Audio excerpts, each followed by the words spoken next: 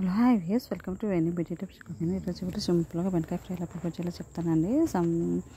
ఇలా బెండకాయలు తీసుకోండి. సో అయితే చూసుకొని తీసుకోండి. సో ఇలా కడిగేసుకోండి ఫస్ట్. తెచ్చిన తర్వాత చూడండి ఇలా ఉంది, కొన్ని ముదురుగా ఉన్నాయి చూడండి. నేను చూడలేదు మార్కెట్లో తెచ్చేటప్పుడు.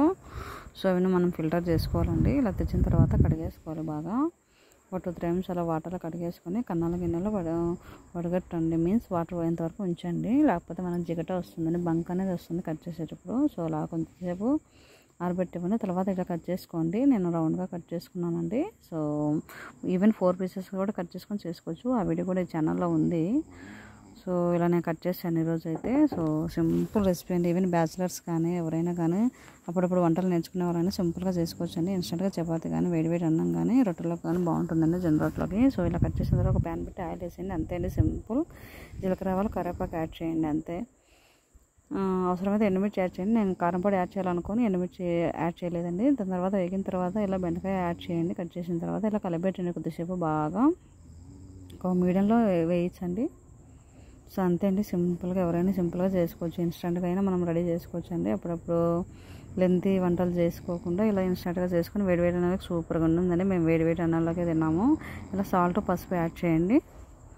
యాడ్ చేసిన తర్వాత కొద్దిసేపు మగ్గనివ్వండి. మూత యాడ్ చేయండి. సో బంక్ వచ్చిన ఏం కాదండి, మనలో ఫైనల్గా మనకు బంక్ వెళ్ళిపోతుంది. సో ఇలా మూత వేస్తే కొంచెం జిగట వచ్చినట్టుగా అనిపిస్తుంది. సో ఏం భయపడకండి. సో ఇలా కలపెడితే వెళ్ళిపోతుందిలేండి. సో ఎందుకంటే కొంచెం చెప్పాను కదా, ముదురు విండని మెత్తపడతాను ఇలా మూత వేసాను. సో ఈవెన్ లేత వింటే మూత పెట్టాల్సిన అవసరం లేదండి. సో ఇలా ఇదేనే సింపుల్ ఇంగ్రీడియంట్. ఇది పప్పులు, కొబ్బరి పొడి అండి. సో ఉప్పు కారం పొడి ఆల్రెడీ ప్రిపేర్ చేసి పెట్టానండి. సో ఇది సింపుల్గా యాడ్ చేశానండి. సో ఇలా యాడ్ చేసుకోండి తగినంత, మనకు కావాల్సినంత టేస్ట్ని బట్టి. సో ధనియాల పొడి యాడ్ చేశానండి. అంతే అండి, సింపుల్ ఇంగ్రీడియంట్స్. సో ఇలా కూడా మనం చేసుకోవచ్చు బెండకాయ.